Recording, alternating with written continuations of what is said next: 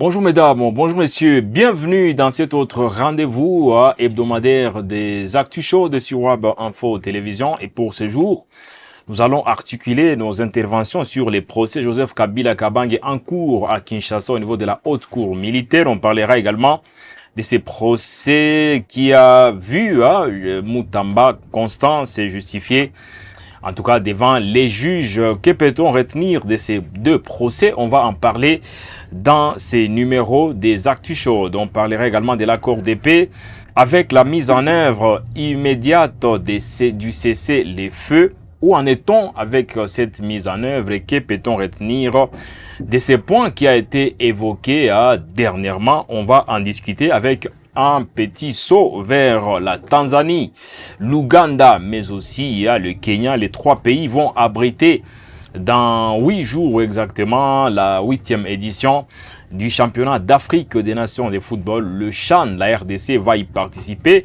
Mais à quelques jours du début, peut-on dire que tout est fin prêt pour que les léopards locaux de la RDC représentent dignement les couleurs nationales? On en saura un peu plus dans ces numéros qui connaît la participation de Jeanine Twali, journaliste Web Info Télévision, que je vais accueillir dans quelques instants. Bienvenue.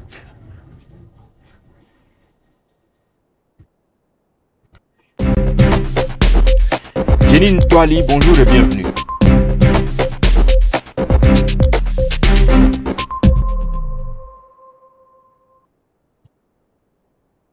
Jeanine Twali, bonjour et bienvenue dans ces Actus Chaudes. Bonjour à vous, elles sont chaudes une fois de plus. C'est une semaine que je peux dire enrichie avec toutes ces actualités. Les titres même les mentionnent parfaitement.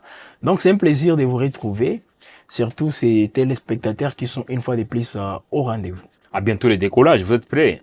En tout cas, je suis prêt, je n'attends que l'ego que vous allez donner sous la ceinture de sécurité déjà serrée. Bien serrée en tout cas, je suis fin prêt. En tout cas, c'est avec Jeanine Twali qu'on va un tout petit peu échanger autour de ces quelques thématiques évoquées en luminaire. On va d'abord commencer par ces procès qui est très chaud, le procès Joseph Kabila Kabange en cours dans la ville-province de Kinshasa au niveau de la haute cour militaire de Kinshasa. Déjà, c'est un procès qui met d'accusation contre Joseph Kabila Kabange. Le procès est en cours, mais la question que les juristes se posent est l'opinion. Pourquoi la haute cour militaire et pas, par exemple, la cour de cassation? Si on peut les rappeler, il est quand même ancien, il est sénateur à vie. Mais aussi, pourquoi pas la cour constitutionnelle? Parce que il est quand même ancien président, il doit être jugé normalement au niveau de la cour constitutionnelle. Beaucoup d'interrogations planent autour du choix déjà de la haute cour militaire. Voilà, alors pour Joseph Kabila, c'est vrai, c'est bien de préciser, mais également cette question, elle est aussi très logique, parce que c'est vrai, on se pose beaucoup de questions. Kabila, parce qu'il n'est plus militaire, il faut le dire, le fait de concourir aux échéances électorales en 2006, il avait renoncé à son statut de militaire. Bien qu'une fois président de la République, il devient directement commandant suprême des forces armées de la République démocratique du Congo. Mais il n'était plus à ce temps-là militaire. Mais la haute cour militaire, plusieurs juristes essaient un peu d'apporter quelques éclaircissements quant à ça. Et c'est qu'on peut retenir d'abord avec, vous venez de lire tous les chefs d'accusation contre Joseph Kabila.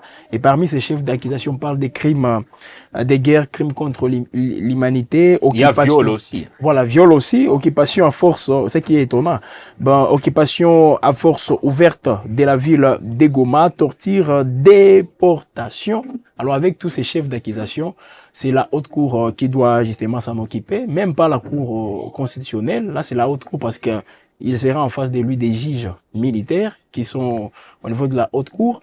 Et n'est pas seulement Kabila. Rappelez-vous aussi d'un certain Mwanga Chouchou, Edouard Mwanga Chouchou.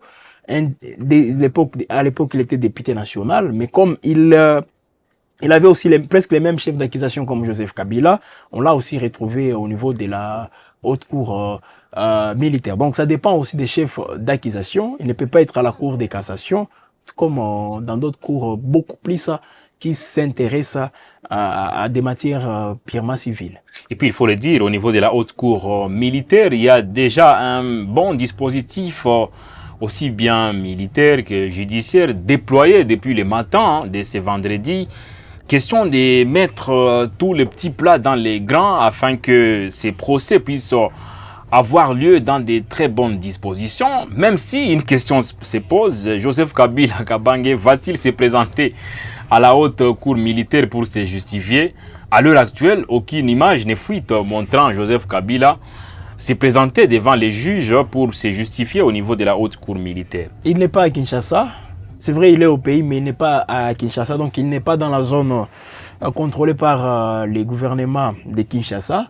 Voilà pourquoi son absence, les procès a démarré. On a même lu l'extrait des rôles en soi. On a même présenté les prévenus, bien qu'absents, parce qu'on a donné sa biographie, père des enfants, tout ça, on a présenté. Les avocats sont là. Alors, j'essaie un peu de comprendre, est-ce que les avocats de Kabila sont aussi là, ou soit c'est les ministères publics tout simplement, parce que dans un procès, il y a d'autres avocats qui peuvent venir sans pour autant être mandatés, mais ils peuvent tout simplement se présenter. C'est aussi ça la particularité de ces procès. Mais c'est qu'on n'arrive pas à comprendre, aucune réaction dans les camps de Joseph Kabila, pas plus tard qu'avant-hier. Lui, il s'est présenté comme quelqu'un qui est disponible aussi à contribuer pour la recherche de la paix. On a même signalé qu'il a rédigé un document qu'il compte présenter une fois dans les dialogues qui est en gestation, s'il est associé. Apparemment, il l'aurait proposé aux évêques de la Cinco et de l'ECC. Voilà. Il a donc, de l'ECC. Il a ce document, il l'a rédigé à l'issue des consultations qu'il a fait ici à Goma, Bukavu, voilà, et tout d'un coup il a rédigé un document, et ces documents, il compte les présenter dans les dialogues, et format SCC 5. Donc il garde toujours son document. Alors Kabila, c'est comme si on est en train aussi de l'écarter petit à petit, parce qu'avec ces procès, je crois que ça va aboutir à une condamnation, comme ça a été le cas avec le Corneille Nangaa et d'autres. Par contumace, comme on oui. dit. Et d'autres figures de l'opposition. Et ce qui est un peu surprenant, c'est que cette procédure a été mise en place par d'abord, il y a les ministres de la justice sortants, Constant Moutamba, les ministres démissionnaires. Et qui est aussi poursuivi. Qui est aussi poursuivi par la Cour des cassations. On parlera de lui. Tout à fait. Alors, il y a Constant Moutamba et l'auditeur général des forces armées qui avaient entamé déjà cette procédure. L'auditeur général des FARDC qui avait adressé un réquisitoire au Sénat pour obtenir la levée des immunités de Joseph Kabila, ce qui avait été fait, bien sûr. Voilà pourquoi les poursuites commencent de manière aussi régulière contre Joseph Kabila. Et puisque nous parlons justement de ces poursuites, de ces procès Joseph Kabila Kabange en cours dans la ville-province de Kinshasa, exactement au niveau de la haute cour militaire dans la capitale congolaise. Donc, lorsqu'on passait en revue sa biographie, oui. Je pense qu'il y a un point qui a captivé les attentions, c'est sans nul doute. On a parlé quand même des fils de Laurent Désiré Kabila Kabange. Pourtant, au niveau, justement, il y a notamment le vice-premier ministre et ministre du transport, un des gros poissons au niveau du camp au pouvoir, du camp présidentiel, Jean-Pierre Bemba pour ne pas les citer. Il avait fait des graves révélations allant dans le sens quand même de nier la nationalité congolaise qui est beaucoup plus collée à Joseph Kabila. Oui. Mais c'est un peu surprenant que dans la lecture qui a été faite, qu'on reconnaisse au niveau de la haute cour militaire qu'il est fils de Laurent Désiré Kabila. Fils de Laurent Désiré Kabila, par là même de sa nationalité. Sifa, je pense. Maman Sifa, justement. Par là même de sa nationalité, on a précisé qu'il est de la nationalité congolaise. Donc, là, c'est une contradiction au propos, bien sûr, de Jean-Pierre Bemba, le vice-premier ministre, ministre des Transports et voies de communication. Lui qui avait affirmé que Kabila, c'est un sujet rwandais. Il n'est pas fils de Mouzé. Il avait même parlé de quelqu'un qu'il considérait comme étant le père de Joseph Kabila. Mais déjà, vous comprenez, donc, c'est encore une fois une confusion dans laquelle l'opinion donc on emporte l'opinion dans cette confusion et ça fait à ce qu'aujourd'hui on se pose des questions. Est-ce que les gens arrivent à bien identifier quel est l'ennemi de la République démocratique du Congo. Parce que dans les dires du VPM de l'intérieur, des transports, lui, il parlait que Kabila, c'est lui l'ennemi. Toutes ces années, Kabila a comploté contre la République, même lorsqu'il était président de la République. Alors, dans ce qui vient d'être lu, dans ses procès, de son procès par rapport à la biographie, on comprend qu'on dit que Kabila est congolais. Et c'est ce qui est officiel. Donc, on ne peut pas, encore une fois, nous laisser emporter par des racontards, des histoires qui n'ont pas de soubassement. Voilà ce que, à la haute cour, c'est qu'on vient de présenter. Donc, Kabila, c'est un Congolais. Voilà pourquoi il a été président de ce pays. Kabila, il est poursuivi parce qu'il est Congolais. S'il n'était pas Congolais, je ne pense pas qu'il aurait été poursuivi par la même haute cour militaire. Voilà donc, déjà, ça montre combien de fois c'est une procédure bien entamée. Les gens peuvent apporter des critiques sur, comment dire, la façon de procéder, mais déjà, en obtenant la levée des immunités de Joseph Kabila, la haute cour ne pouvait que faire ces travaux-là. Mais ce qui reste maintenant à constater, ou disons à se focaliser, c'est à quoi on peut se focaliser, c'est maintenant par rapport au contenu. Quelles sont les accusations? Et c'est pas à nous d'apporter des conclusions.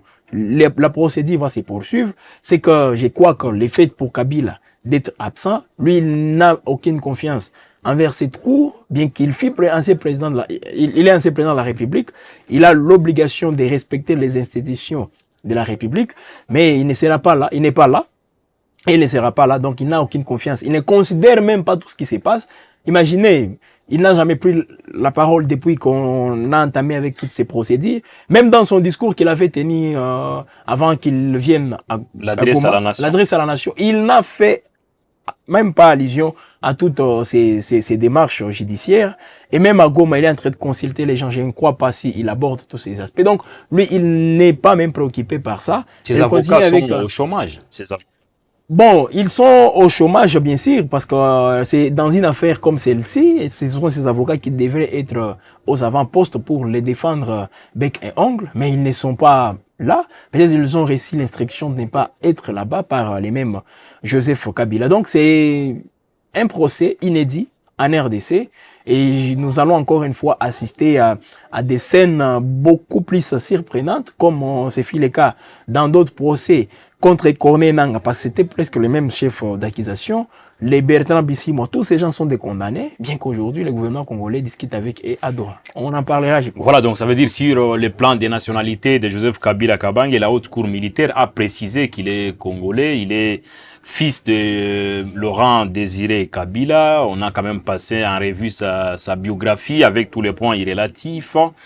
Donc voilà, c'est juste un point. Sauf que maintenant, il faut quand même qu'on essaie un peu de justifier tous les griefs qui pèsent contre l'ancien président de la République démocratique du Congo, l'homme qui a dirigé le pays pendant au moins 18 ans, le successeur quand même de Mzee Laurent Désiré Kabila. Et puis voilà, donc ça veut dire parmi les griefs qui sont portés à charge de Joseph Kabila Kabange, il y a la participation à un mouvement insurrectionnel.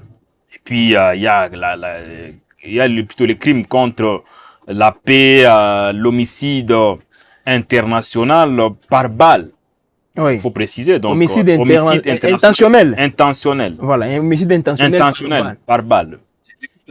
Bon, je ne sais pas en tout cas. Peut-être tout ce qui se passe aujourd'hui, peut-être on met tout ça sur Joseph Kabila, homicide intentionnel par balle. Il y a également la trahison et puis on comprend. L'apologie. Oui, l'apologie là, ils font allusion dans son discours lorsqu'il essaie un peu d'expliquer les revendications de la FCM23, disant que ce sont des revendications nobles. Peut-être c'est par là qu'on parle de l'apologie. Il y a également les viols. Ce qui est aussi surprenant. Mais ici, on n'a pas précisé que, si c'est quel type de viol. Ouais, on ne précise pas c'est quel viol. Bah, torture, déportation et occupation, tout ça à force ouverte de la ville de Goma. Pourquoi parler seulement de Goma? Bukavu n'est pas cité. On ne parlait pas de Bukavu, on ne parlait pas d'autres entités aujourd'hui qui sont contrôlées par la FCM23. Pourquoi parler seulement Goma? Bon, je pense qu'il y a beaucoup d'interrogations. Ce qui est sûr est que déjà, ce sont des chefs d'accusation, des griefs qui sont... Goma, occupation à force ouverte de la ville de Goma. Venir s'installer à Goma? Bon, peut-être. Je pense qu'on en saura un peu plus cas, tout au long il faut de ces procès. La haute cour éclaire la lanterne. Une chose est sûre, Joseph Kabila Kabange n'est pas visible dans la salle. Ouais. On ne saura pas affirmer qu'il n'est pas à Kinshasa parce que à l'heure actuelle, on ne sait pas là où il est exactement. Oui. On sait qu'il a toujours eu un mystère dans tout ce qu'il fait. Il est toujours un peu mystérieux à Joseph Kabila. Depuis on ne sait pas ce qu'il se passe. On ne sait pas s'il est exactement à Goma, à Bukavu, en dehors du pays, au pays, on ne sait pas trop. En tout cas, on ne sait pas trop là où il est. Mais bon, il a aussi, comme je le disais, il a fait des consultations à Goma, à Bukavu. Et après les consultations de Bukavu, on n'a aucune nouvelle de lui, bien que ses proches essaient un peu d'expliquer. Mais également, on savait qu'il va tenir un point de presse selon le programme que lui-même et son équipe avaient donné. Mais jusque-là, le point de presse n'est pas tenu. On dit qu'il est reporté à une date ultérieure. Donc, il y a trop de mystères, comme c'est Kabila, voilà, il est toujours mystérieux. Eh bien, ne soyez pas aussi surpris. Peut-être, comme vous le dites, il est à Kinshasa, mais sans que personne ne sache où est-ce qu'il est. À tout moment, il peut surprendre, il peut se présenter en retard. Peut-être qu'il est dans des embouteillages comme Constant Mutamba. Pourquoi pas? Il y a beaucoup d'embouteillages à Kinshasa. Bon, lui-même, Constant Mutamba l'avait dit, il s'était présenté en retard le 9 juillet dernier à cause des embouteillages. Peut-être que Joseph Kabila serait également dans des embouteillages de Kinshasa. Mais son entourage ne dit rien par rapport à ça, s'il va se présenter ou pas. Mais également, on allait comment dire, les services protocolaires, les protocoles allaient déjà tout préparer pour son arrivée. Ça, non, mais déjà en confirmant le procès, cela veut dire que déjà Joseph Kabila aurait reçu l'invitation ou son entourage. Ça veut dire que c'est ça. Tout était déjà mis en place. Tout à fait. Les protocoles par rapport au dispositif dans la salle, peut-être. Mais de toute façon, il ne viendra pas, je pense, aussi avec autant d'avocats comme c'était le cas avec Constant Mutamba. On ne sait pas, on ne sait pas. Voilà pourquoi ces avocats qui ne sont pas là. Donc, Joseph Kabila, il ne considère même pas tout ce qui se passe. Même lorsqu'il était convoqué au Sénat pour être attendu par la commission, il n'était pas là. Ben, ça montre combien, même un délégué, il n'avait pas délégué quelqu'un. Ça veut dire, toute cette procédure, depuis qu'elle a commencé jusqu'à là où elle est aujourd'hui. Mais c'est encore très tôt. C'est quand même encore très tôt d'affirmer. Ce n'est pas à nous d'affirmer qu'il sera là ou pas. De toutes les façons, mais les images d'aujourd'hui, jusque là, parce que le procès a été lancé depuis 9h heure de Kinshasa, c'est ce qui était prévu. Oui. 9h heure de Kinshasa, 10h heure de la partie orientale de la RDC. Oui. Peut-être qu'il est dans l'avion, à bord d'un avion, on ne sait pas. Donc, s'il pourra se présenter ou pas, ce n'est pas à nous de l'affirmer, mais à l'heure actuelle, on peut vous dire que les images à notre disposition montrent clairement que Joseph Kabila n'est pas présent dans la salle de la haute cour militaire pour prendre part à ces procès. C'est quand même un procès historique. En tout cas, historique. On est en train d'enchaîner des procès historiques. Après Constant Mutamba, ministre de la Justice et garde des Sceaux, ancien ministre aujourd'hui, qui est poursuivi par la justice congolaise. Oui. La même justice a mis la main quand même sur un poids lourd, Joseph Kabila. Au Congo, aucun ancien président ne s'est retrouvé dans cette situation. Et il faut aussi préciser qu'il est le seul ancien président de la République en vie, en République démocratique du Congo. Voilà, c'est une précision importante. C'est une précision, mais dès lors qu'on a... Joseph Kasavubu est décédé, non, plutôt Mobutu est décédé. Et aussi décédé. Il est le seul ancien président de la République dans l'histoire de la République démocratique du Congo en vie. Et tout d'un coup, le premier, et il est aussi le premier à être directement devant... être accusé ou disons en procès devant la justice, ce qui est aussi surprenant, mais s'il y a des faits, on peut quand même passer par cette étape, tout en précisant encore une fois que c'est pas à nous de dire si Kabila est coupable ou pas.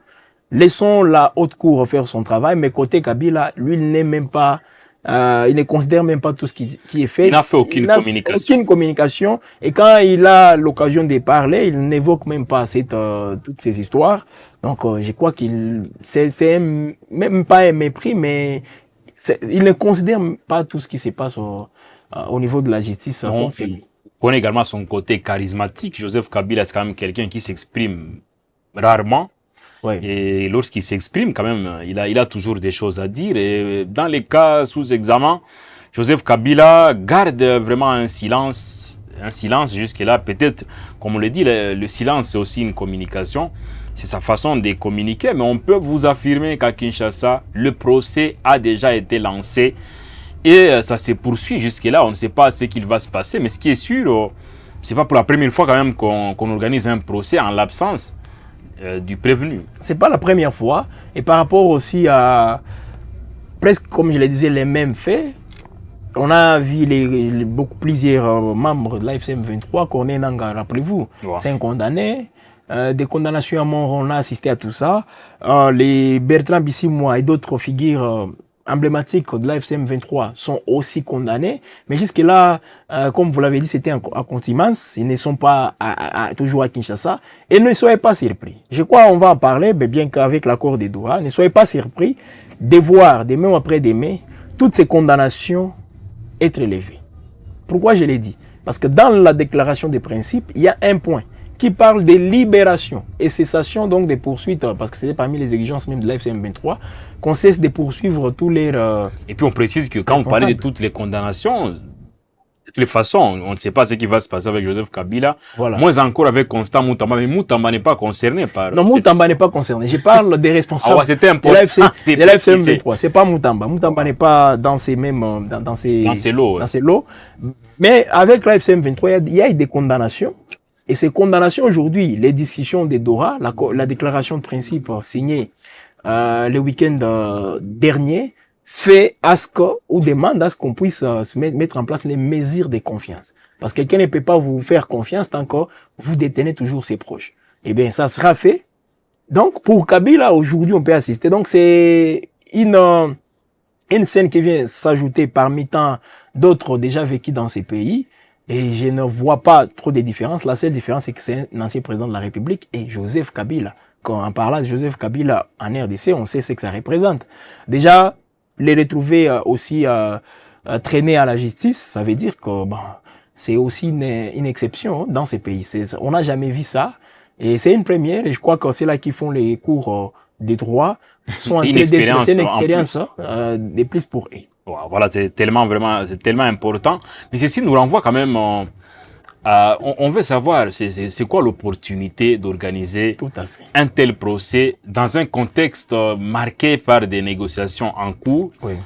Marqué par des signatures presque en cascade, dans le but comme de rechercher la paix, accord de paix, et puis la signature des Doha, accord des principes, tout ça. Mais c'est quoi l'opportunité selon vous?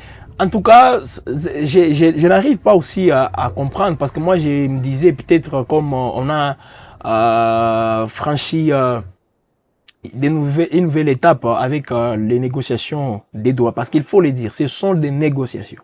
Le gouvernement de la RDC est en pleine négociation avec l'AFCM 23. L'AFCM 23, que le président Tshisekedi avait qualifié d'un mouvement patronné plutôt par Joseph Kabila. Oui, les patins à l'époque, tout ça, les terroristes. Mais aujourd'hui, le langage a changé. Aujourd'hui, Joseph Kabila, qu'on considère comme le patron de la FCM 23, selon la haute cour militaire qui dit, la haute cour, elle parle plutôt des connivences avec la FCM 23 et une puissance extérieure qui est le Rwanda. Et puis, on discute avec l'AFC M23. De l'autre côté, on est en train de traquer. C'est lui qu'on considère comme le patron de cet AFC M23. C'est très paradoxal. On n'arrive pas à comprendre. Et par rapport aussi aux mesures de confiance, au-delà même des mesures de confiance, il y a ce qu'on peut considérer comme étant la cohésion nationale. Cette cohésion nationale qui doit être aussi le reflet d'une paix qu'on peut espérer, elle est en train aussi d'être défavorisée. Pourquoi? Avec toutes ces poursuites, ça veut dire que nous sommes en train de nous séparer entre nous, de créer encore une fois cette division. Ne vous en faites pas. Kabila, c'est une figure politique. Il a un parti politique. Il a des membres qui sont toujours fidèles à lui. Alors, je ne suis pas ici en train d'encourager les crimes, parce que jusque-là, on ne sait pas si Kabila a commis des crimes présumés. Les crimes présumés. Je ne suis pas en train d'encourager cela. Mais, les faits pour nous, des promesses aussi pour cette cohésion nationale, nous pousserait aujourd'hui à franchir une nouvelle étape. Et cette étape, c'est d'oublier encore une fois toutes ces considérations personnelles, c'est d'oublier encore une fois toutes ces affirmations des fois gratuite, est passé par une réconciliation entre Congolais. D'abord, vous discutez avec la FCM23. De l'autre côté, vous commencez à traquer. Et pourtant, vous êtes censé libérer certains condamnés qui sont aujourd'hui détenus à Kinshasa. Vous êtes censé les libérer avec la déclaration des principes qui a été signée. Alors là, on fait une chose et son contraire. Et ça n'inspire pas aussi une confiance. Au-delà des partenaires, les adversaires d'en face, donc la FCM23, même les Rwanda, mais également les partenaires qui sont les États-Unis, les Qatar et d'autres pays dans la sous-région, on n'est pas en train de manifester aussi une bonne volonté. Moi, je crois que c'est une très mauvaise procédure pour Kinshasa de poursuivre encore une fois ces faits-là. Mais Kabila, s'il est responsable, on peut les faire, mais tout en disant quelle est la priorité aujourd'hui. Est-ce que c'est de faire la lumière sur les crimes qui ont été commis? Est-ce que c'est de faire parler les bons droits, que la justice joue pleinement son travail, ou soit qu'on travaille sur le retour de la paix? Qu'est-ce qui est prioritaire dans tout ça?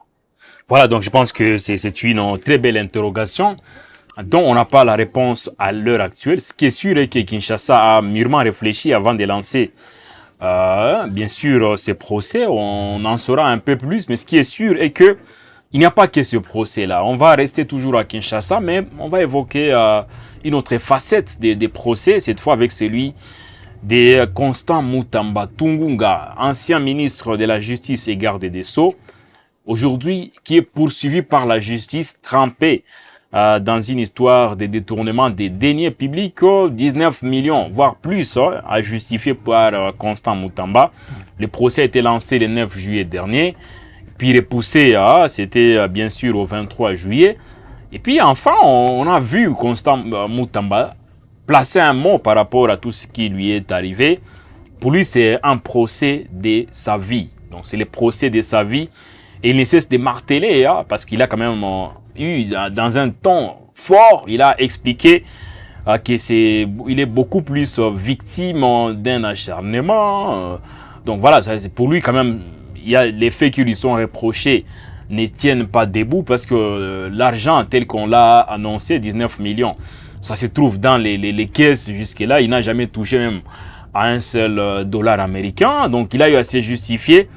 Et il a aussi évoqué que lors de sa prise de fonctions au ministère de la Justice, il y a 17 millions de dollars qui avaient disparu des comptes. Mais malheureusement, cet argent n'a jamais fait objet d'une quelconque enquête jusqu'à l'heure actuelle. Donc, on a senti comme Constant Mutamba. Il vient avec d'autres accusations il dit qu'il ne voulait pas fuir. Il ne voulait non plus demander l'asile parce que il pense qu'il avait quand même à se justifier et défendre également sa posture.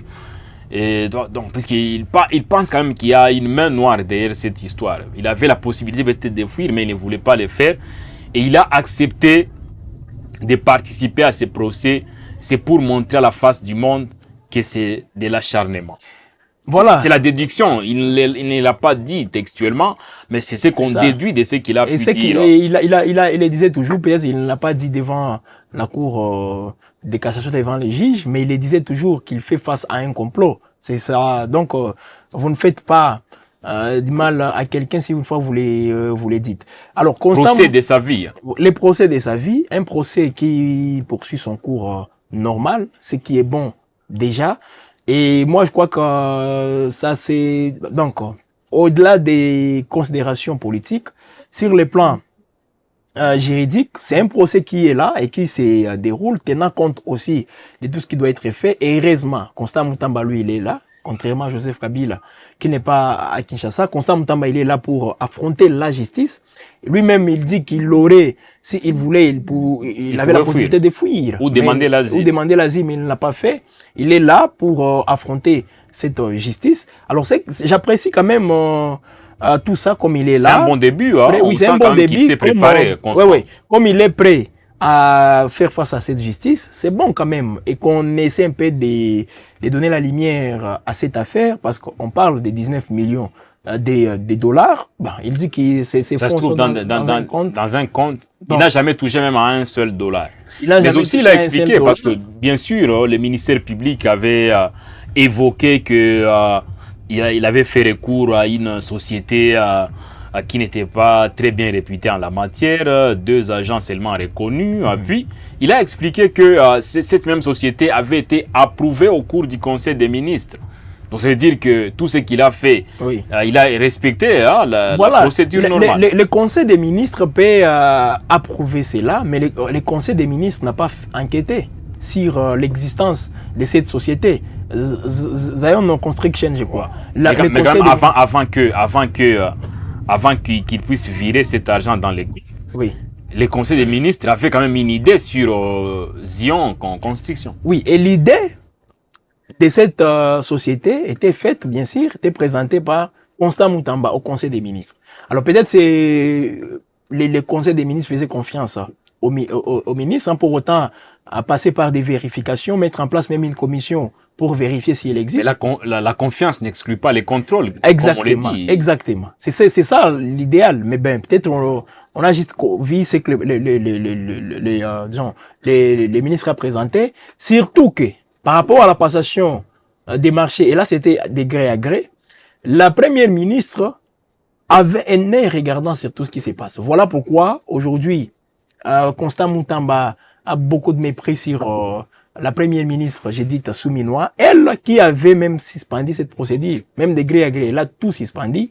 Ça veut dire que le conseil en soi n'avait pas eu toutes les informations aussi précises de la société, bien que Constant Moutamba affirme que le conseil avait approuvé. Mais avant cela, même les conseils des ministres, nulle part. On parle même de la construction d'une prison.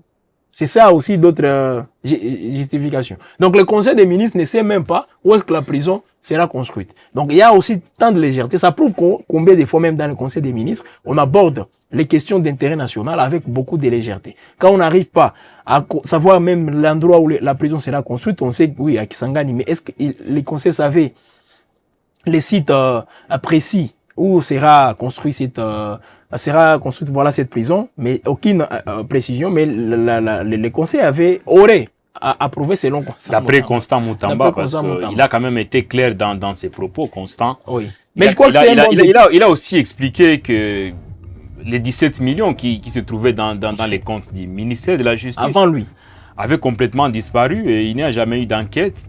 Et puis, il pense, lorsqu'il essaie un peu de faire la comparaison, il se dit, mais pourquoi on est beaucoup plus très dur avec moi? Pourtant, il y a 17 millions qui avaient disparu. Lui, c'est 19. Sans que, bien sûr, qu'il ne puisse y avoir une enquête. Mais aussi, il dit que pour les 19 millions, il n'a jamais touché à cet argent. Donc, il n'a jamais volé quoi que ce soit, d'après ce qu'il a pu dire. On sent quand même que c'est un Constant Moutamba, très constant, très costaud plutôt. Et puis, dans la salle, il a insisté qu'on puisse lui laisser assez de temps pour s'expliquer parce qu'il avait des choses à dire. Moi, je savais qu'il va le faire. Je m'attendais à ça. Pourquoi? Parce que pour lui, c'est aussi intérêt approprié pour lui, non seulement pour se défendre, mais également pour chercher comment attirer les esprits de ces Congolais-là pour les amener à sa cause. C'est ce qu'il est en train de faire. Donc, pour Constant Moutamba, c'est une propagande qu'il est en train de faire, même à la Cour des cassations. Rappelez-vous même Vital Kamerhe, il faisait aussi la même chose, parce qu'il savait il y a des gens qui sont en train de me suivre. Je dois tout faire, non seulement pour convaincre les juges, mais je suis en train plutôt de convaincre certains Congolais qui sont en train de suivre. Mais ces Congolais n'ont aucune décision. Ils n'ont aucune décision. Mais sur le plan populaire, Constant Moutamba est en train d'y travailler. Non, mais il faut analyser son argumentaire des fonds en compte. C'est politique. Je pense qu'on doit le dire. Oui. A-t-il raison, n'a-t-il pas raison? Mais dans une certaine mesure, on sent quand même que sur certains points, il a tendance quand même à taper juste. Bon, on ne peut pas dire qu'il tape juste. Il dit sur certains points, pas dans la globalité. Moi, je ne sais pas s'il y a sur certains points, il dit la vérité, parce que jusque-là, c'est lui qui parle. Mais là, quand il dit qu'il n'a jamais touché, il y aura une étape, quand il avoue ouvertement, quand même, bien sûr, de toute façon, nous parlons de ce qu'il a dit, on est sur les faits. Ça veut dire, il dit qu'il n'a jamais touché à $1. Oui, mais est-ce que c'est vrai qu'il n'a jamais touché ou c'est faux? On ne sait pas. Le compte est là, je pense que le compte sera vérifié. Voilà pourquoi j'ai dit, c'est le travail maintenant, c'est à ces juges-là qui sont là de vérifier. Parce que Constant Moutamba, lui, il peut parler, il a toute une défense avec lui, Et puis, le ministère public a aussi les accusations. Rappelez-vous, lorsque le ministère public lisait l'extrait des rôles, on présentait l'extrait des rôles, toutes les accusations, il y a des gens qui croyaient déjà que c'est vrai. Et pourtant, on n'avait pas encore attendu Constant Moutamba. Alors, comme on vient d'attendre Constant Moutamba, il est grand temps maintenant d'opposer les deux argumentaires et chercher comment trouver la lumière. Mais c'est pas à nous de faire la lumière. Ça c'est sûr. Mais déjà, je crois que c'est bon, comme il s'exprime, comme sa défense aussi est en train d'avoir la parole, le ministère public aura aussi la parole. Et surtout l'étape la plus cruciale dans ces procès, c'est quand on va passer maintenant à l'étape où toutes les parties vont maintenant commencer, l'étape des plaidoiries. Là, ça sera maintenant très, très costaud, parce que tout ce qu'on Constant Moutamba est en train de dire, c'est sa version, n'est-ce pas? Mais quand on va maintenant commencer à plaider, les avocats de Constant Moutamba, c'est à ce moment-là qu'on aura maintenant de la matière. Ah, il est venu quand même avec beaucoup d'avocats, Constant Moutamba. Il a fait quand même appel à plusieurs avocats qui sont nombreux. Peut-être même ses amis, tout ça. Ouais, ses anciens camarades d'université, pourquoi pas, parce qu'il a fait les droits. Ils sont tous là, mais Constant Moutamba, ça reste quand même, d'après lui, un fidèle soldat de Félix Antoine Tshisekedi Tshilombo, le président de la République démocratique du Congo. Et il est en train quand même de mettre tout en œuvre pour qu'il soit acquitté. Oui. Mais on est encore très loin. Très loin. De la condamnation, aussi de l'acquittement. Mais en tout cas, sauf surprise. Moi, je vois si Constant Moutamba peut être sauvé, ça sera sur le plan politique. Ça, selon moi. En essayant pas de voir les choses. S'il peut être sauvé, comme Kamere, bon, je l'ai toujours dit, il était aussi sauvé politiquement. Mais si on attient aux faits sur le plan juridique, ben, Kamere ne serait pas aujourd'hui en liberté. Alors Constant Moutamba aussi, il essaie. Et il est en train de tout faire justement pour convaincre non seulement ces Congolais, mais également cette classe politique. Pourquoi pas même le chef de l'État? Parce que si le président de la République l'écoute avec une oreille beaucoup plus attentive, peut-être il va attirer, il est en train de vouloir attirer la sympathie aussi du chef de l'État pour qu'il puisse intervenir indirectement ou directement. Et c'est peut-être c'est à quoi joue aujourd'hui Constant Moutamba. À Constant Moutamba Tungunga, ancien ministre congolais en charge de la justice et garde des Sceaux, qui est en tout cas à la barre, il est en train de se justifier. Il a été présent au niveau de la Cour de cassation, c'était le 23 juillet, et il a eu quand même à présenter ses moyens de défense de façon préliminaire. Il pourra bien sûr être rappelé pour d'autres questions relatives à son procès, le procès Constant Moutamba, qui est aussi inédit puisque dans l'histoire de la RDC, c'est pour la toute première fois qu'un ministre de justice est poursuivi par la justice congolaise. Donc voilà, la RDC est en train quand même d'aborder un chapitre historique pour sa justice et bien sûr les hommes de droit ont beaucoup de matières. J'ai comme l'impression qu'on pourra rajouter d'autres cours de droit. Bon, au-delà des cours, on va mûrir les cours existants. Peut-être d'autres branches, justement, avec ce qui se passe, c'est de la matière. Hein, et je crois que ceux-là qui suivent les cours des droits doivent aussi suivre avec intérêt tous ces procès. Ah voilà, nous, on est en train de suivre avec un intérêt particulier ces procès. Et je pense que Web Info TV vous donne tout ce qui a trait au déroulé du procès dont il est question. On va passer au deuxième point. Et là, on va quitter les procès pour l'accord de paix. L'accord de paix déjà paraphé. Et puis, il y a la déclaration des principes qui a été faite plutôt, à part la partie RDC et la partie AFC M23. Mais il y a quand même la suite du calendrier, puisque déjà, au plus tard, le 29 juillet prochain, dans quelques jours, il y a une mise en œuvre immédiate du cessez-le-feu plutôt, qui doit être observé. Donc la mise en œuvre immédiate du cessez-le-feu d'ici le 29 juillet prochain. On va s'attarder un tout petit peu, on va rester un instant sur ces points. La déclaration des principes a été faite à l'heure actuelle. Est-ce qu'on peut se dire que cette mise en œuvre immédiate, il faut le préciser, de cessez-le-feu pourrait être observée? Par rapport à l'immédiateté de ces cessez-le-feu, c'est que après la signature de la déclaration, c'était le samedi dernier, au plus tard. Donc c'était, je crois, vers le matin.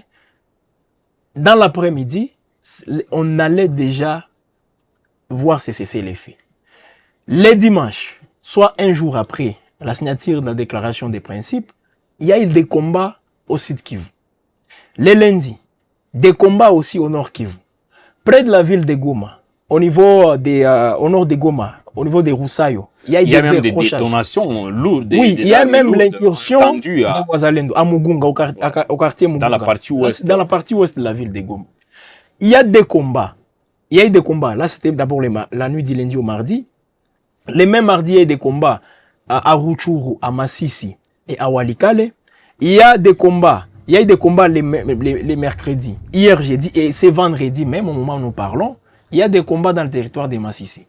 Il y a des combats dans le territoire de Fizi. Et ces combats opposent les éléments de l'AFCM 23 au Wazalendo, quelques coalitions de Wazalendo. Mais la particularité, c'est que dans le territoire de Walikale, il y avait l'implication aussi des forces armées de la République démocratique du Congo. Donc, on ne peut pas aujourd'hui mettre de côté l'intervention des Wazalendo pour dire que les Wazalendo ne sont pas considérés comme des signataires de la déclaration des principes, ou même tout accord déjà conclu.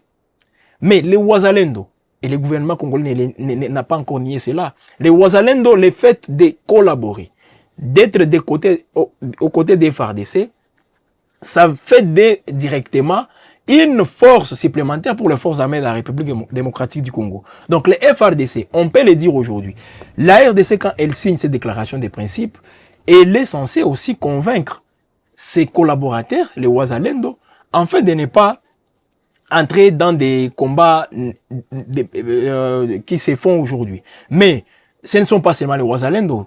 Quand il y a violation de cessez-le-feu, je ne peux pas dire que les Wazalendo ou le gouvernement congolais est les seuls à violer les cessez-le-feu.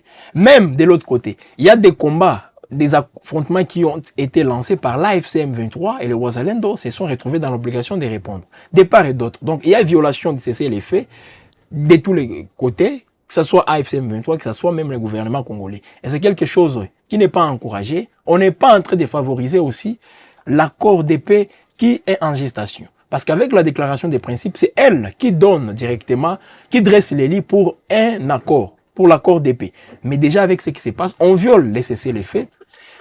Par rapport aux mesures de confiance, là c'est Kinshasa qui est hors plaque. Donc il y a des choses qui ne cadrent même pas avec cette déclaration des principes. Donc aujourd'hui, les cessez-le-feu est violé. 24 heures après la signature, on a violé les cessez-le-feu.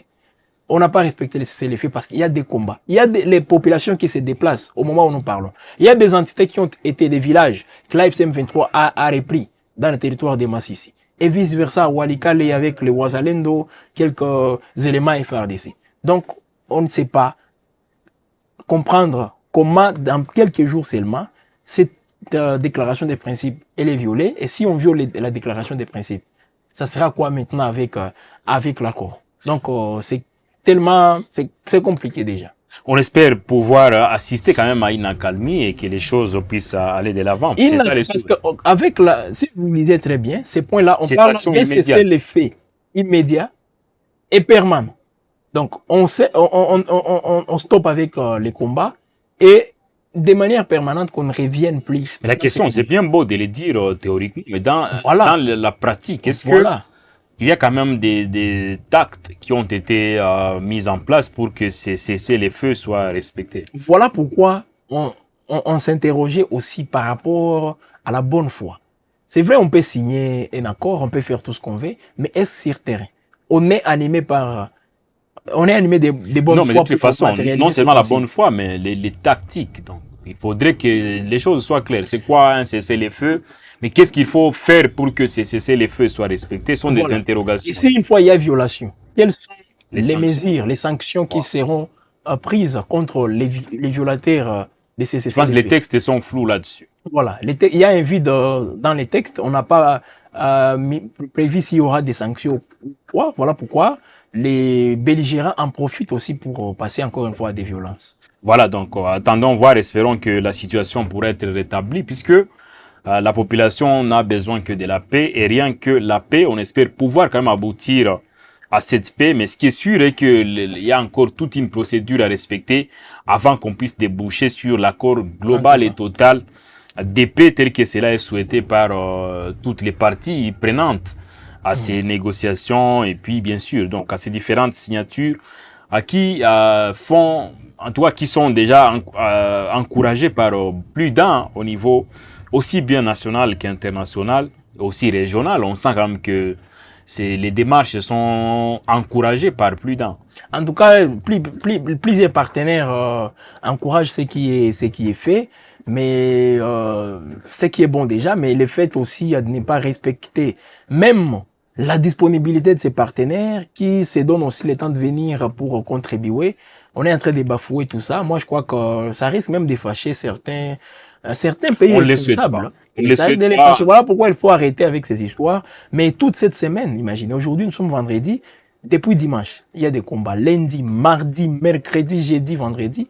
Toute la semaine, ce sont des combats qui sont toujours enregistrés. Ah, voilà, donc on espère pouvoir quand même assister à cette cessation, à ces cesser les feux au vrai sens du mot, parce que la population a besoin de la paix et la signature de l'accord total et global est beaucoup plus souhaitée. On espère que toutes les parties pourront respecter leurs engagements afin qu'on puisse retrouver quand même un climat normal au grand bonheur de la population. Nous allons chuter avec une page sport, puisque déjà on va se rendre en Tanzanie, en Ouganda et au Kenya. Les 3 pays vont abriter déjà à partir du 2 août prochain. Ce sera bien sûr le championnat d'Afrique des Nations de football, le CHAN, auquel la RDC va prendre part avec la participation de son équipe locale qui a passé toute la préparation à Kinshasa. Il y a un stage qui était annoncé en Algérie qui a été renvoyé, qui a été annulé complètement parce que il s'est passé beaucoup de choses à l'interne. La préparation du CHAN en question n'a pas été bien faite. Non, pas du CHAN, d'abord des stages et puis du CHAN également, il faut le dire. Il s'est passé beaucoup de choses. Les joueurs congolais, à un moment, revendiqué officieusement de n'avoir pas mangé à temps. Les bus qui devraient quand même les transporter vers les stades pour l'entraînement.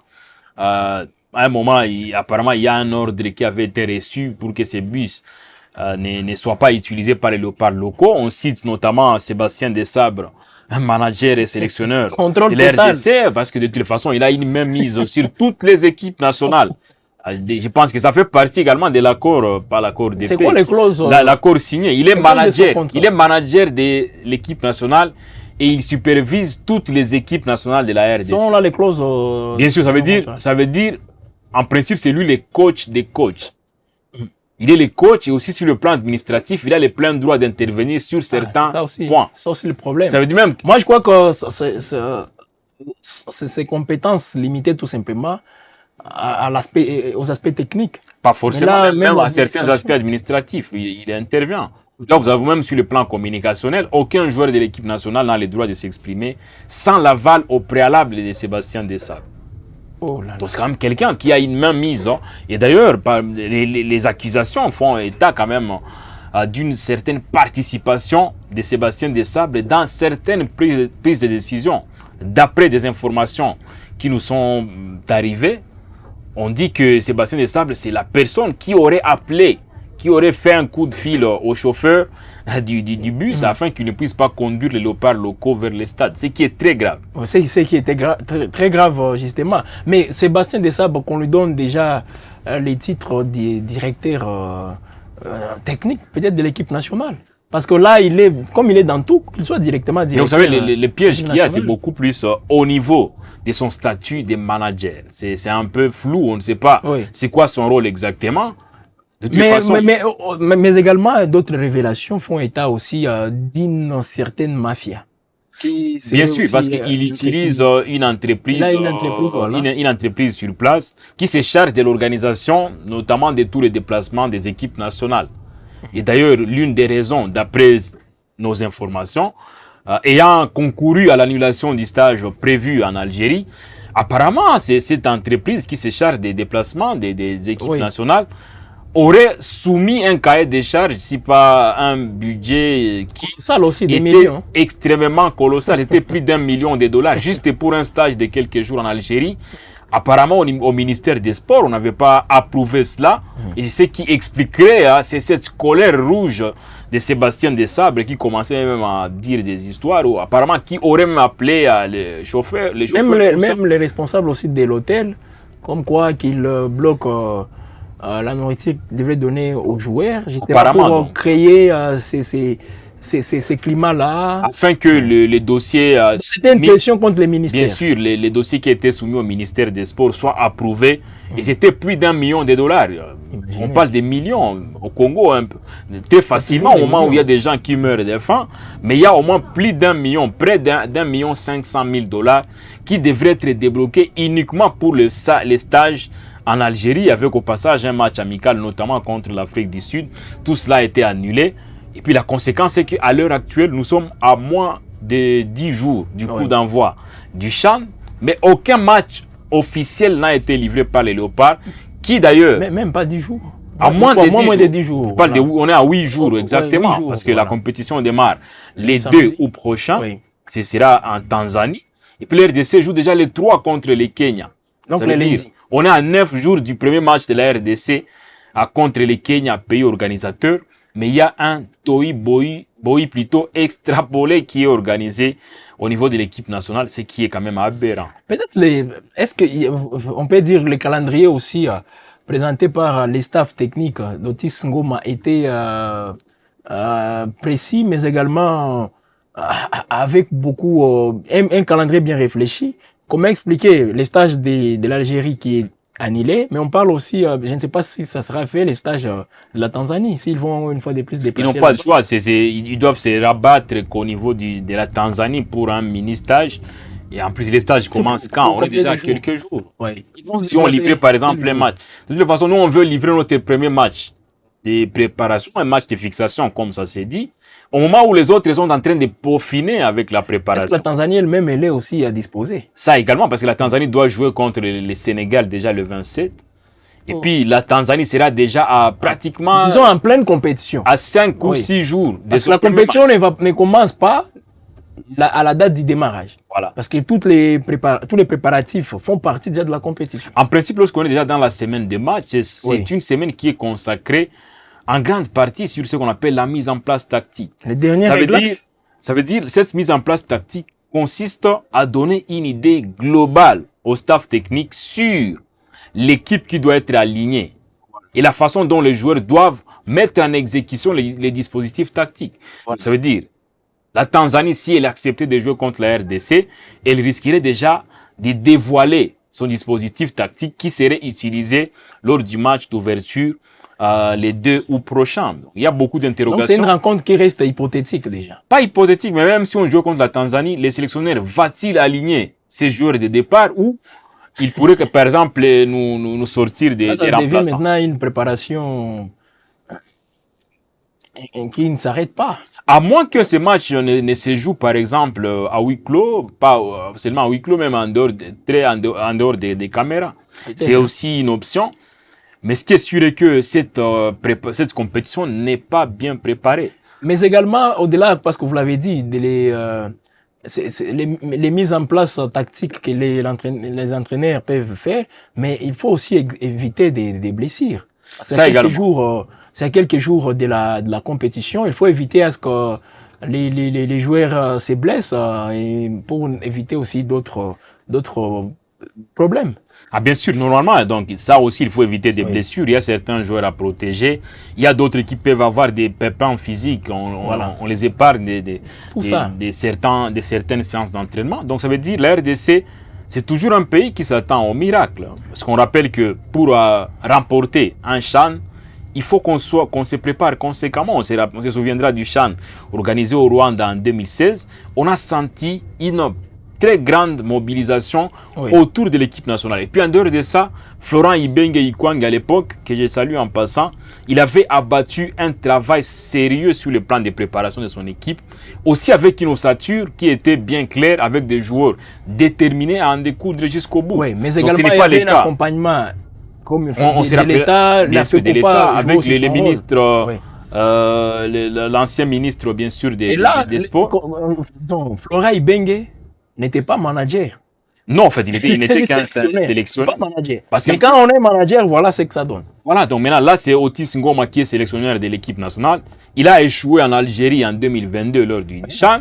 Il est dans l'obligation de faire mieux, mais déjà avec quels moyens à sa disposition? Il est limité. Il est non limité.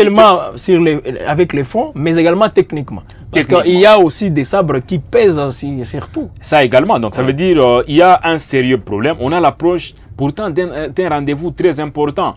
C'est quand même une compétition qui est organisée au niveau de l'Afrique de l'Est, au niveau des pays voisins.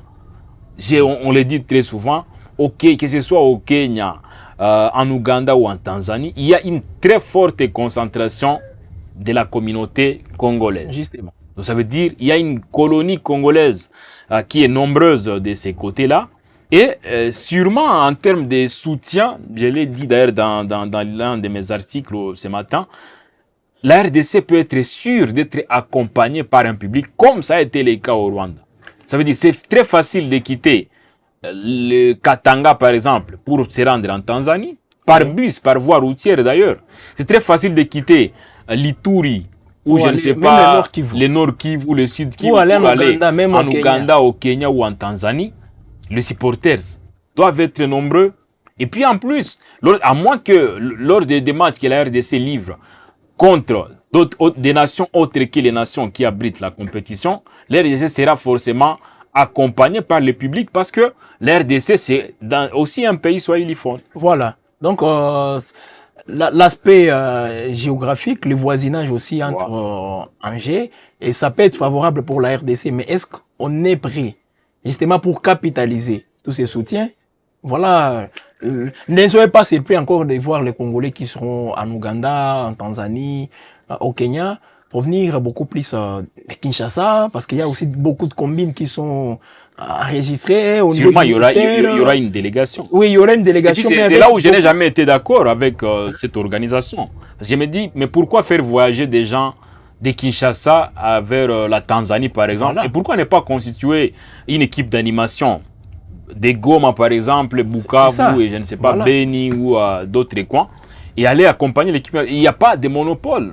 À mon humble avis, il n'y a pas de monopole d'animation. Oui, c'est vrai, ça fait longtemps quand même qu'il y a des grands animateurs qu'on voit, mais pourquoi dépenser tout cet argent pour affréter un vol? Pourtant, on est juste à quelques kilomètres des Beni ou je ne sais pas, des Goma. On a beaucoup de choses à régler sur le plan, au-delà de cet accompagnement qu'on peut donner, qu'on peut apporter à ces joueurs, mais vous comprenez aussi que techniquement, les choses ne sont pas aussi prêtes, même sur le plan administratif, parce que j'ai appris que même les voyages a été reporté parce qu'il y a des joueurs qui n'avaient pas leur passeport, les passeports des services. Les passeports des services. Et là, je ne sais pas pourquoi c'est retard. Encore, on peut demander à Sébastien Dessart parce qu'il se présente comme sélectionneur, manager des Léopards. Il entre même dans les dossiers et entre à l'administration. Donc, je crois qu'il a fait... Ça, c'est beaucoup plus au niveau du ministère des au niveau du ministère, mais il doit foutre son nez dans tout ça. Parce qu'il voilà. est manager. Lui, il est là beaucoup plus lorsqu'il s'agit d'argent. De toute façon, on doit le rappeler, Sébastien Desabre, ce n'est pas n'importe qui. Mais il y a de la mafia dans cette équipe. C'est quelqu'un quand même qui a bas un travail colossal. Mais l'opinion sportive en particulier ne cesse quand même de décrier à tout ce qu'il organise comme mafia, tel que vous le dites. Oui. Et puis c'est quelqu'un quand même qui intervient officieusement dans certains coups bas, comme on le dit, contre certains sélectionneurs. On se rappellera que par exemple de l'équipe nationale féminine de la RDC, qui est quand même dirigée actuellement par un de ses amis au niveau de la France. Voilà. Parce que bien sûr, il y a des sélectionneurs nationaux qui ont été boutés dehors dans cette histoire. Et puis, il faisait déjà un bon travail. On nous dit que c'est Sébastien Desabre qui aurait insisté à que ces sélectionneurs-là, que ces coachs-là soient élevés au rang de sélectionneurs de l'équipe d'âme de la RDC. La conséquence, c'est que... Il y avait un staff qui a permis même à l'équipe de se qualifier pour la phase finale d'essai. La conséquence, c'est que la RDC a perdu tous ses matchs au Maroc dernièrement. De quelle manière aussi? Très humilié de ces côtés-là, ce qui n'est pas normal. Voilà. En tout cas. Faut le dire. On rappelle que pour le championnat d'Afrique des Nations de football qui s'ouvre déjà à partir du 2 août prochain, la RDC livre son premier match le 3 août prochain contre le Kenya, un des pays organisateurs, ça veut dire pays co-organisateur de cette compétition, la 8e édition. Et puis la RDC jouera également les 7 ou contre la Zambie, qui reste également une nation à prendre très au sérieux. Et puis, je pense que le 14 août, la RDC va livrer son 3e match contre l'Angola. Et puis, le 17 août, ce sera enfin contre l'équipe du Maroc, dans un choc. Lourd, hein. Les chocs. C'est du lourd. Ça veut dire on a quand même des adversaires d'État. Le Maroc, la Zambie également. La Zambie, les Kenya qui va évoluer à domicile. Un adversaire redoutable parce qu'il va évoluer à domicile, justement. Je crois que tous ces pays ont déjà prouvé de quoi ils sont capables. Le Maroc, 2 fois champion d'Afrique. La Zambie un peu régulière. La Zambie un peu régulière aussi. L'Angola également avec un très bon championnat. Avec un très bon championnat, justement. Avec la des Girabola Pro League. La Pro League, justement. Donc, ça sera très compliqué. Moi, je crois que c'est l'un des groupes les plus relevés de cette édition du CHAN. Ah voilà, donc le championnat d'Afrique des Nations de football. Et puis en dehors de ça, on est à quelques jours de la compétition. Aucune mobilisation des supporters. Je l'ai dit ce matin sur d'ailleurs mes plateformes digitales. Il n'y a aucune mobilisation, aucune initiative de vente des maillots. J'étais en Côte d'Ivoire avec les Léopards A de la RDC lors de la dernière CAN. Je dois vous avouer que tous les Congolais qui voulaient soutenir comme il se doit leur nation, une fois sur place en Côte d'Ivoire, ils n'avaient retrouvé aucune boutique où acheter les maillots de la RDC. Et puis ce qui est drôle dans tout ça, c'est quoi? Presque tous les pays qui ont compris les merchandising, donc le marketing sportif, comprennent qu'on peut se taper beaucoup d'argent dans la vente des maillots. C'est pas seulement les clubs qui ont besoin de cette bien sûr, j'ai vu par exemple la Fédération tanzanienne de football organiser une campagne de sensibilisation pour la vente des maillots. Je dois vous assurer que la TFF, donc la Fédération tanzanienne de football, récolte des millions de shillings en vendant les maillots. Pendant ce temps, nous, on veut que même les sels à rajouter dans la nourriture proviennent des caisses de l'État congolais. Est-ce qu'il y a même... ah voilà, est-ce que le stock est encore là? Donc nous voulons que même pour avoir du pain pour le petit déjeuner, qu'on puisse faire recours à l'argent du contribuable congolais. Il y a des gens qui commencent déjà à y travailler. Voilà, donc il faut le dire. Mais pourquoi ne pas capitaliser? Nous sommes dans cette équipe. Tel que je l'ai dit, sûrement, il y aura une forte concentration. Il y a toujours cette concentration de la communauté, de la colonie congolaise dans ces pays de l'Afrique de l'Est. C'est une assurance. Justement. Mais malheureusement, il n'y a aucune politique pour la vente des maillots. Aucune politique pour sensibiliser quand même ces Congolais à participer à ces matchs-là. Aucun dispositif. Aucun dispositif. Imaginez. On attend même mettre en place aussi et c'est un peu des structures d'encadrement. D'abord, à Lubumbashi, parce que c'est plus proche de la Tanzanie, voir comment est-ce qu'on va encadrer les Congolais qui vont se déplacer. Même des bus gratuitement. Même des bus gratuitement. On l'avait vu en 2016, bien au Chan du Rwanda. Ouais. Même le gouverneur commençait même à se mobiliser pour ces fins. Mais aujourd'hui, je ne sais pas si c'est la technologie qui nous échappe ou comment. Non, c'est un problème d'organisation. Ah, voilà. Parce que si on veut remporter ces chans, il faut quand même qu'on mette les bouchées. En tout cas, il faut le dire, Touro, on est bien parti pour être humilié encore une fois. Sauf miracle. Sauf miracle. On s'attend toujours au miracle. On est bien parti pour l'humiliation. Mais tel que je l'ai dit, par rapport à la vente des maillots, beaucoup de sélections se tapent des millions. Parce qu'une sélection, par exemple, comme celle du Nigeria, ça se tape des millions de dollars. Ah oui. Uniquement pour la vente des maillots. Et quand on a des millions, on ne peut pas quand même se courber toujours devant les autorités pour qu'on puisse avoir de l'argent. Je vous avoue, même pour les carburants à mettre dans les bus, les gros bus de l'équipe nationale, il faut que le gouvernement débloque l'argent, ce qui n'est pas normal. Imagine. Mais quelle est la politique de management de la fédération, même au niveau du ministère des Sports? Est-ce que on essaie un peu de réfléchir longuement sur cette histoire? C'est dans ces vides-là que Sébastien Desabre profite. Voilà, il en profite pour, de toutes les façons, glisser des états des besoins afin qu'il puisse avoir beaucoup d'argent. Parce qu'au Congo, débloquer des millions. Avec ses sous-traitants aussi. Ça également. Donc, ce qui n'est pas normal. Donc, moi, je pense que ceux qui nous suivent, si les autorités nous suivent, c'est le moment quand même. On est à moins de 10 jours. C'est le moment quand même de dépêcher des gens ça et là, de structurer les choses, parce que je vous avoue que les mêmes maillots de la RDC sont en train quand même d'être dupliqués dans plusieurs officines, que ce soit en Chine ou même en Tanzanie sur place, et à Goma, à Bukavu. Vous allez même les retrouver quand même à Kariakou, notamment en Tanzanie et dans d'autres grands marchés au Kenya. Et puis, ce sont les individus qui vont en profiter. Justement. Au détriment de la fédération, ce qui est anormal. Un peu partout dans le monde, les fédérations vivent notamment grâce à de telles initiatives, sauf en RDC. On voit comment est-ce que les Congolais sont amoureux de leur équipe. Non, c'est anormal. Moi, je vous assure, Jenny, en Côte d'Ivoire, j'ai croisé un monsieur qui est venu de l'Ouganda, c'est un Congolais du Sud Kivu. Il est venu de l'Ouganda jusqu'en Côte d'Ivoire. Je l'ai croisé à San Pedro. Il me dit, mon cher, ça fait autant d'heures que je cherche un endroit où acheter un maillot de l'équipe nationale de la RDC. Je n'ai rien vu. Mais pendant ce temps, les Marocains faisaient des folies là-bas. Les Marocains, ils s'est tapé de l'argent. Voilà. Notamment. Et ils sont venus avec un stock très suffisant. Et puis, ce qui est drôle est que, à défaut de manquer les maillots de l'équipe nationale de la RDC, les Ivoiriens qui voulaient aller au stade, par exemple ceux de San Pedro, qui n'avaient pas la chance de suivre et d'épeler leur équipe nationale qui était basée à Abidjan, ils achetaient les maillots du Maroc. Voilà. Et déjà, quand ils se présentent au stade avec les maillots du Maroc, voilà, directement en les voyant. Et pendant ce temps, ce sont les Marocains qui se tapent de l'argent. Voilà.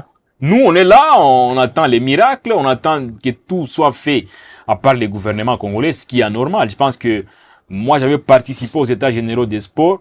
On avait fait de très bonnes propositions. Malheureusement, ça c'est devenu lettre morte parce que c'est classé dans les tiroirs du ministère des Sports et puis des autorités, ce qui est anormal. Donc, on est à l'approche du CHAN. Le CHAN, c'est une histoire de la RDC. Je rappelle que la première édition du CHAN avait été remportée par la RDC en Côte d'Ivoire avec Santos Montoubi comme entraîneur. Oui. Déjà. En 2016, c'était Florent Ibenge Ikwan comme entraîneur. Et là, je parlais de ces ministres-là, Denis Kambaye. C'était lui le ministre des Sports à l'époque. Sur le plan mobilisation. Il est très dynamique. Il était très dynamique. Ouais. Et je pense que ce sont quand même des gens que Didier Boudimou doit approcher pour quand même bien structurer les choses afin que les choses se passent comme il se doit. Tout à fait. Voilà. Et entoure les ministres. Beaucoup d'interrogations là-dessus. Donc voilà, on est à la fin de ces actus chaudes sur WAB-Info. C'est vrai, on termine ces numéros sur une note un peu décevante parce que l'échec de planification, c'est la planification de l'échec, comme on le dit. Ah oui. Dès lors qu'il y a déjà un échec en termes de participation, à part miracle, à part le miracle. En termes de planification, peut-être. Bien sûr, j'ai dit, à part le miracle, la RDC a bien préparé son échec. Ah oui. La RDC, c'est ça que je disais, elle prépare son échec. Alors, à quoi bon s'attendre toujours au miracle? Il y a des fois que les miracles aussi peuvent nous échapper. Ça également. Oui. Et puis, on ne sait pas, les miracles, de toute façon. Ce n'est pas des éternels miraculeux. Voilà, donc voilà. Pourtant, on a beaucoup plus de chances. Vous savez, ce sont des compétitions comme ça, quand même, qui valorisent le pays. Lorsqu'on remporte une compétition en Tanzanie ou au Kenya, ça rajoute quand même un plus en termes d'honneur à la RDC au niveau de la région, de la sous-région. Tout à fait. Malheureusement, on ne prend pas ça au sérieux, ce qui est vraiment anormal. On est à la fin de ces actus chaudes. Les actus ont toujours été chaudes sur WAB-Info TV, surtout lorsqu'il s'agit de ces rendez-vous de chaque vendredi sur WAB-Info Télévision. Merci beaucoup, Jenny, d'avoir participé brillamment à ces numéros. Je vous dis aussi merci à Richard, merci à la grande équipe de WAB-Info, justement, les héros dans l'ombre qui ont concouru justement pour l'effectivité de ces numéros. Je crois que le vendredi, on sera encore là avec la même énergie pour retrouver ces milliers de téléspectateurs qui ont déjà pris ces programmes comme un rendez-vous justement à ne pas manquer. Les musulmans disent Inch'Allah. On espère vous retrouver le vendredi prochain pour un autre numéro. On vous rappelle que ce numéro a été articulé sur le procès Joseph Kabila Kabange et Constant Moutamba, des procès inédits qui sont organisés en RDC. Et puis on a parlé également de l'accord de paix, surtout avec la mise en œuvre immédiate du cessez-le-feu. Je pense que Jeline Toali vous a peint un tableau un peu sombre sur le terrain. Et puis on a chuté avec le championnat d'Afrique des Nations de football, le CHAN, un rendez-vous, en tout cas inconditionnel, un rendez-vous qui est habituel pour la RDC. Mais est-ce la RDC est bien embarquée pour mieux se défendre ses couleurs au niveau du Kenya, de la Tanzanie et de l'Ouganda? Je pense qu'il y a un scepticisme qui a été évoqué dans ces numéros de Web Info Télévision. Nous vous disons merci, vous qui nous avez suivis du début jusqu'à la fin. En tout cas, pour vous qui êtes encore nouveau, que dire? Cliquez tout simplement sur s'abonner pour vous abonner, mais aussi ouvrez la cloche de notification pour ne rien rater de tels rendez-vous sur Web Info TV. À très bientôt. Ciao.